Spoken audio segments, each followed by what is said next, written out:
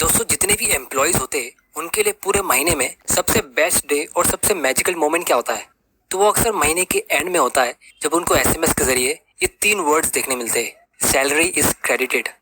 क्योंकि वो फीलिंग अलग ही होती है जब आपको आपकी मेहनत की कमाई के पैसे मिलते हैं।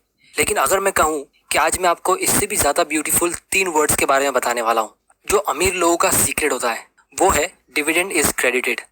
क्योंकि आज से 150 साल पहले दुनिया के सबसे अमीर इंसान ने एक इंटरव्यू में एक लाइन कही थी कि I have found ways of making money that you know nothing about. और जब मैंने ये लाइन रीड की थी तब मुझे इसका एक्सप्लेनेशन पूरे इंटरनेट पे कहीं नहीं मिला था। फिर मैंने इसकी बायोग्राफी रीड की, जहां उसने ये लाइन कही थी, do you know the only thing that gives me pleasure, it is to see my dividends coming in. और फिर जब मैंने पावर ऑफ कंपाउंडिंग को सही तरीके से समझा तब मुझे ये लाइन समझ में आई।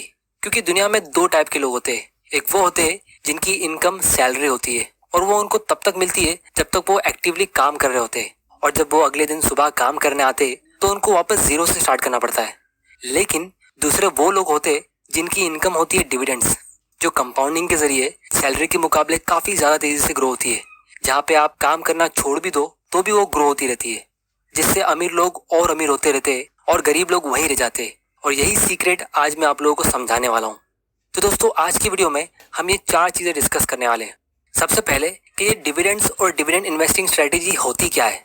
फिर हम ये पता लगाएंगे कि आप डिविडेंड पेइंग स्टॉक्स कैसे ढूंढ सकते हो। फिर मैं आपको इसका एक रियल लाइफ एग्जांपल बताऊंगा कि कैसे आप इसके थ्रू जल्दी फाइनेंशियल फ्रीडम अचीव कर सकते हो। फिर हम इसके प्रोज और कॉन्स को डिस्कस करेंगे। तो सबसे पहले हम ये समझने की कोशिश करते हैं कि ये डिविडेंड्स होते क्या है।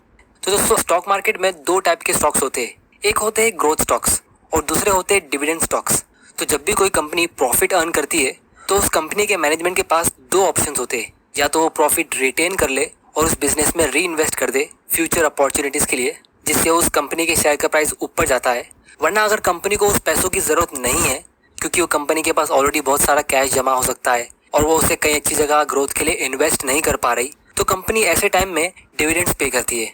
तो इससे हमें ये पता चलता है कि स्टॉक मार्केट से हम एक नहीं बल्कि 2 तरीके से पैसा कमा सकते हैं। एक तो जब आपके स्टॉक का प्राइस इंक्रीज होता है तब, और दूसरा जब आपको वो कंपनी डिविडेंड पे करती है, जो डायरेक्टली आपके बैंक अकाउंट में आता है, जिस तरह आपकी सैलरी आपके बैंक अकाउंट में आती है। तो आपको स्टॉक मार्केट से प्रॉफिट कमाने के लिए और मंथली इनकम लेने के लिए बार बार किसी स्टॉक को बाय सेल करने की जरूरत नहीं है। अगर आप किसी अच्छे स्टॉक को एक बार खरीद के होल्ड कर दो तो बिना कुछ काम किए आप प्रॉफिट कमा सकते हो।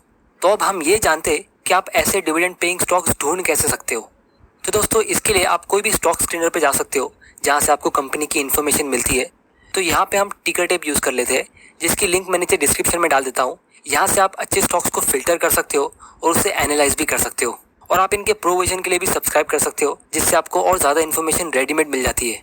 तो अगर आपको ये ढूंढना है कि कौन सा स्टॉक ज़्यादा डिविडेंड पे करता है, तो उसके लिए हम यहाँ पे स्क्रीनर पे आएंगे।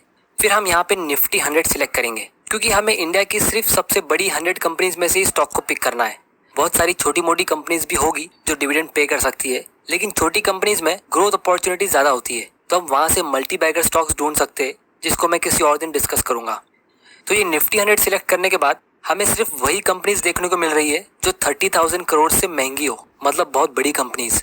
लेकिन इसके साथ में मैं आप लोगों को एक और चीज़ बता दूं कि बड़ी कंपनी होने का मतलब ये नहीं कि वो बहुत अच्छी और स्टेबल कंपनी होगी। स्टॉक मार्केट में आपको टेक्निकल नॉलेज के साथ कॉमन सेंस भी यूज़ करना पड़ता है। जैसे अगर हम फिल्टर में डिविडेंड यील्ड सिलेक्ट करेंगे और यहाँ क्लिक करेंगे तो जो कंपनी सबसे ज़्यादा डिविडेंड पे कर रही है वो सबसे ऊपर आ गई है। अब जिनको डिविडेंड यील्ड नहीं पता, इसका मतलब ये होता है कि कंपनी के शेयर प्राइस के मुकाबले कंपनी कितने रुपए का डिविडेंड पे कर रही है, तो परसेंटेज के फॉर्म में बताया जा रहा है। जैसे अगर कंपनी के शेयर का प्राइस 100 रुपया है और अगर कंपनी 3 रुपये का डिविडेंड पे करती है, तो इससे हमें ये पता चलता है कि इस कंपनी का 3% का डिविडेंड यील्ड है। मतलब आप इसको एक हिसाब से इंटरेस्ट रेट समझ सकते हो कि जितना रुपया आप इन्वेस्ट कर रहे हो उस पर आपको कितना % का इंटरेस्ट मिल रहा है डिविडेंड के नाम पे। तो यहाँ पे सबसे ऊपर कोल इंडिया का नाम है जो 9% का डिविडेंड पे कर रही है। तो अब आप में से कुछ लोग कहेंगे कि यार ये तो बहुत अच्छी बात है, क्योंकि इंडिया में कोई भी एफडी 9% का इंटरेस्ट दे ही नहीं रहा है, आपको मैक्सिमम 6 से 7% का इंटरेस्ट मिलता है। तो सबको एफडी से पैसा निकाल के इन कंपनीज में पैसा डाल देना चाहिए। तो दोस्तों, इसकी वजह ये है कि ये कंपनी के नाम से ही आपको पता चल जाना चाहिए कि ये इतना ज़्यादा डिविडेंड क्यों पे कर रही है। क्योंकि ये कंपनी कोल माइन करती है और ये इंडस्ट्री एकदम डिक्लाइनिंग फेज पे है। इलेक्ट्रिसिटी के आने के बाद इनके प्रोडक्ट्स का डिमांड गिरता जा रहा है, ये चीज़ हम सबको पता है। तो इसीलिए आने वाले 10-15 साल में ये कंपनी कहाँ होगी हमें वो नहीं पता, और इसीलिए इनके शेयर्स को लोग खरीद नहीं रहे, जिसकी वजह से इसका शेयर प्राइस गिरता जा रहा है। तो अगर आपको डिविडेंड के लिए इन्वेस्ट करना ही है तो इसका मतलब ये नहीं कि आपको आंख बंद करके वो कंपनी चुनना चाहिए जिसका डिविडेंड सबसे ज़्यादा है। क्योंकि अगर आप कोई ऐसी कंपनी में भी इन्वेस्ट करते हो जिसका डिविडेंड सिर्फ 1.5% का है, और अगर वो कंपनी अच्छे रेट से ग्रो होती है तो भी आप लॉन्ग टर्म में बहुत अच्छा प्रॉफिट कमा सकते हो और आप डिविडेंड पे रिटायर हो सकते हो। इस चीज़ का मैं आप लोगों को एक रियल एग्जांपल दिखाना चाहता हूँ। तो दोस्तों, कुछ महीनों पहले एक आदमी ने ट्विटर पे ट्वीट किया था कि उसके किसी फ्रेंड ने ये इन्फॉर्मेशन शेयर की है कि एक इन्वेस्टर है जिसने 2004 में आईटीसी के 1000 शेयर्स खरीदे थे। फिर उसके बाद उसने उसको सेल नहीं किया और कंपनी ने बहुत बार शेयर स्प्लिट किए, बोनस शेयर्स दिए वगैरह वगैरह, जिसकी वजह से अभी उसके पास 45,000 शेयर्स है। मतलब खरीदे थे सिर्फ 1000 शेयर्स, लेकिन अभी 45,000 शेयर्स है। और पिछले साल 2020 में ये इन्वेस्टर ने 4.5 लाख रुपए कमाया सिर्फ डिविडेंड इनकम पे। और फिर इस आदमी ने ये क्वेश्चन भी पूछा कि क्या कोई इसे कैलकुलेट करके बता सकता है कि 2004 में आईटीसी का शेयर प्राइस कितना था, जिससे हमें पावर ऑफ डिविडेंड्स पता चल सके।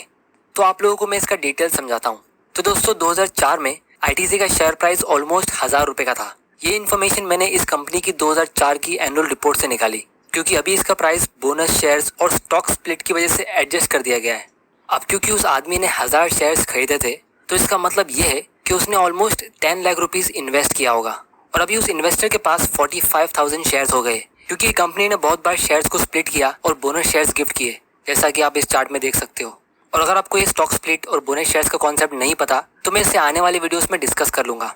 तो पिछले साल ये कंपनी ने 10 रुपया पर शेयर का डिविडेंड पे किया, जिसका मतलब ये है कि इस इन्वेस्टर को 4.5 लाख का डिविडेंड मिला, बिल्कुल जैसा उस आदमी ने ट्वीट किया था। अब दोस्तों, याद रखिए कि स्टॉक का जो प्राइस इंक्रीज होता है वो अलग बेनिफिट है, क्योंकि 45,000 शेयर्स की मार्केट वैल्यू आज के हिसाब से 92 लाख की होती है। मतलब उस इन्वेस्टर को जो 10 लाख रुपए से 92 लाख का ग्रोथ मिला है वो 15% का रिटर्न होता है। जबकि आईटीसी का शेयर प्राइस फिलहाल बहुत गिरा हुआ है, लेकिन फिर भी जितना उसने इन्वेस्ट किया था उसको उसका आधा अमाउंट एक ही साल में मिल रहा है, सिर्फ एज ए डिविडेंड इनकम। और ये इनकम उसका हर साल ग्रो होता रहेगा, क्योंकि अगर ये कंपनी इसी 15% के रेट से फ्यूचर में ग्रो होती है तो सिर्फ 5 साल बाद उसके पोर्टफोलियो की वैल्यू डबल हो जाएगी। क्योंकि 15% के रेट से हर 5 साल में आपका पैसा डबल होता है, तो उसके इन्वेस्टमेंट की वैल्यू होगी 1,85 लाख, और 10 लाख रुपए का उसको सिर्फ डिविडेंड मिलेगा। मतलब जितना उसका ओरिजिनल इन्वेस्टमेंट था उतना इनकम ही उसे हर साल मिलता रहेगा। अब दोस्तों, ये तो सिर्फ एक वन टाइम इन्वेस्टमेंट था। इमेजिन करो कि इस इन्वेस्टर ने इन 16 साल में और ज़्यादा इन्वेस्ट किया होता या अपने डिविडेंड्स को री इन्वेस्ट किया होता तो उसका पोर्टफोलियो कितना बढ़ गया होता। तो दोस्तों, अब हम इस स्ट्रेटेजी के प्रोज एंड कॉन्स को डिस्कस कर लेते हैं। तो सबसे पहला और सबसे बड़ा एडवांटेज ये है कि स्टॉक मार्केट से आप अपनी वेल्थ को काफ़ी ज़्यादा स्पीड में ग्रो कर सकते हो। अगर आप अपनी 20s में कोई हाई ग्रोथ और यंग कंपनी में इन्वेस्ट कर लेते हो तो जब आप अपनी 30s या 40s में पहुंचोगे तो वो कंपनी भी मैच्योर हो जाएगी और एक डिविडेंड पेइंग स्टॉक बन जाएगी। और इंडिया में ऐसी बहुत सारी कंपनीज अभी भी है जो फिलहाल ग्रोथ स्टेज में है, और इसीलिए इसमें इन्वेस्ट करने वालों की इनकम भी बहुत ज़्यादा हाई रेट से ग्रो होती है। अब आप में से कुछ लोग मुझे कहेंगे कि ये बहुत रिस्की भी होता है क्योंकि इसमें पैसा डूबने का डर होता है, तो इसको भी हम डिस्कस करने वाले। फिर दूसरा बड़ा एडवांटेज ये है कि आप इसमें एक छोटे अमाउंट से भी इन्वेस्टमेंट शुरू कर सकते हो। एकदम कम एज में, जैसे 18 साल के होने पे ही आप स्टॉक्स खरीद सकते हो और स्टॉक इन्वेस्टिंग सीख सकते हो। सिर्फ 100 रुपया या 500 रुपये से भी आप इन्वेस्टिंग शुरू कर सकते हो। तो अगर आपको शेयर्स खरीदने के लिए एक इन्वेस्टिंग अकाउंट ओपन करना है तो नीचे डिस्क्रिप्शन की लिंक पे क्लिक करके आप फ्री में अकाउंट ओपन कर सकते हो। फिर तीसरा और सबसे बड़ा एडवांटेज इसमें ये है कि आपको इसमें डाइवर्सिफिकेशन करने मिलता है, क्योंकि रियल एस्टेट में अगर आप 50 लाख रुपए इन्वेस्ट करते हो तो आपको सिर्फ एक ही प्रॉपर्टी खरीदने मिलेगी, लेकिन यहाँ पे आप वही अमाउंट को 10-15 कंपनीज में डाइवर्सिफाई कर सकते हो। और दोस्तों, इसके अलावा डिविडेंड्स के और बहुत सारे बेनिफिट्स होते हैं जिसको हम डिटेल में आने वाले वीडियोस में डिस्कस कर लेंगे। अब दोस्तों, इसका डिसएडवांटेज सिर्फ एक ही है कि आपको इसके बारे में अच्छी नॉलेज होना जरूरी है, लेकिन मेरे हिसाब से ये एक डिसएडवांटेज नहीं है, क्योंकि कोई भी फील्ड में आपको नॉलेज होना जरूरी होता ही है। फिर चाहे आप रियल एस्टेट में इन्वेस्ट करते हो या गोल्ड में या कोई और स्कीम में। और जिसको भी नॉलेज नहीं होती है वो लोग सबसे बड़ा रिस्क लेते हैं, और जैसे जैसे आपकी नॉलेज इंक्रीज होती है तो आपका रिस्क अपने आप कम होता रहेगा। तो जिस तरह बहुत लोगों को पावर ऑफ कंपाउंडिंग ही सही तरीके से पता नहीं होता है, जिसकी वजह से लोग कभी इन्वेस्टिंग करते ही नहीं है, उसी तरह लोगों को ये डिविडेंड के बारे में भी नहीं पता होता है कि स्टॉक मार्केट से आप स्टेबल और एक रेगुलर इनकम भी अर्न कर सकते हो, जिसकी वजह से लोग इन्वेस्टिंग शुरू तो कर लेते हैं लेकिन सही तरीके से उसे कंप्लीट नहीं कर पाते। तो इसीलिए नॉलेज होना मेरे हिसाब से कंपलसरी है।